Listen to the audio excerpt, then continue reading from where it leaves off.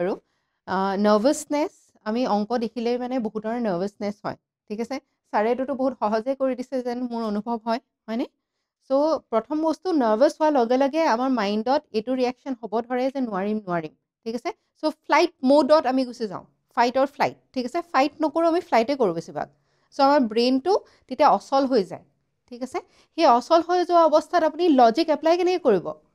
আপুনি ৰিজনিং কৰিবলৈ মেথছ কৰিবলৈ লজিক লাগিব নাই লজিকেল এনালিটিকেল মাইণ্ডটো ইউজ কৰিব লাগে কিন্তু যেতিয়া আপোনাৰ ফাইট অফ ফ্লাইট ৰেছপন্সটো হয় তেতিয়া আপোনাৰ লজিকেল মাইণ্ডে কাম নকৰে ঠিক আছে সেইকাৰণে পৰীক্ষাৰ কাৰণে আটাইতকৈ ইম্পৰ্টেণ্ট গুৰুত্বপূৰ্ণ যে আপুনি ষ্ট্ৰেছ লেভেলটো মেইনটেইন হৈ থাকে ঠিক আছে তাৰ কাৰণে আপুনি ষ্ট্ৰেছ লেভেলটো কেনেকৈ মেইনটেইন হ'ব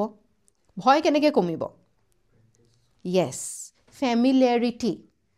আমি অচিনাকি জেগা অচিনাকি মানুহ ভয় কৰোঁ ঠিক আছে আমাৰ ষ্ট্ৰেছ লেভেলছ অট'মেটিকেলি কৰ্টিচল হাই হৈ যায় ঠিক আছে কিন্তু যিমান বাৰ আমি সন্মুখীন হওঁ তাৰ লগত চিনাকি হওঁ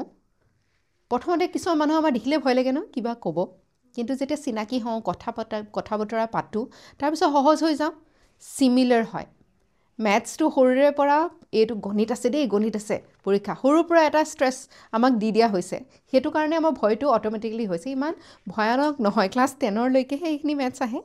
হয়নে আপোনালোকে ইতিমধ্যে ক্লাছ 10 ভালদৰে পাছ কৰিছে এইখিনি মেথছ ইমান চিন্তনীয় নহয়েই আপোনালোকৰ সেই মাইণ্ডটো বাৰে বাৰে কুৱেশ্যনবিলাক কৰকচোন চাওক ষ্ট্ৰেছ লেভেলছ কমি যাব ঠিক আছে ষ্ট্ৰেছ লেভেলছ কমাৰ লগে লগে আপোনালোকৰ